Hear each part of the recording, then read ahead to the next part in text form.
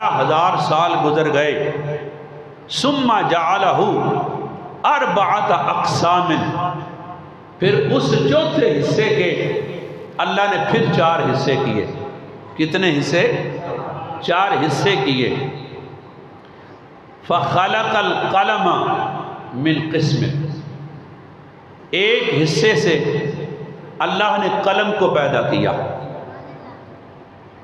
اور واللوح من قسم، اور ایک حصے سے اللہ نے تختی کو پیدا کیا. وہ جو لوح و قلم ہے، یعنی تختی اور قلم جو اللہ کی کا قلم ہے اور اللہ کی تختی ہے، اسے لوح اور قلم کہتے ہیں. اسی نور سے اللہ نے قلم کو پیدا کیا.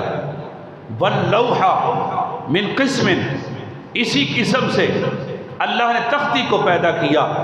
والجنت من قسم، اور اسی نور سے، یعنی اسی نور مصطفیٰ سے اللہ نے پھر جنت کو بھی پیدا فرمایا. لوح و قلم بھی محمد مصطفیٰ کے نور سے، اور جنت بھی محمد مصطفیٰ کے نور سے، اللہ کا عرش بھی محمد مصطفیٰ کے نور سے، کرسی بھی اللہ کے محمد مصطفیٰ صلی اللہ علیہ وسلم کے نور سے، اور پھر تمام فرشتے بھی اللہ نے محمد مصطفیٰ کے نور کے فیض سے پیدا فرمائے. اللہ اکبر.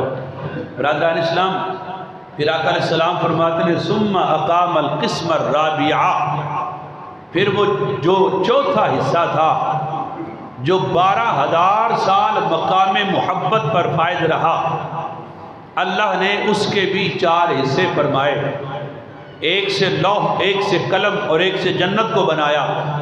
اور ان میں سے جو چوتھا حصہ تھا اسے پھر 12000 سال اللہ نے مقام خوف پر فائز رکھا.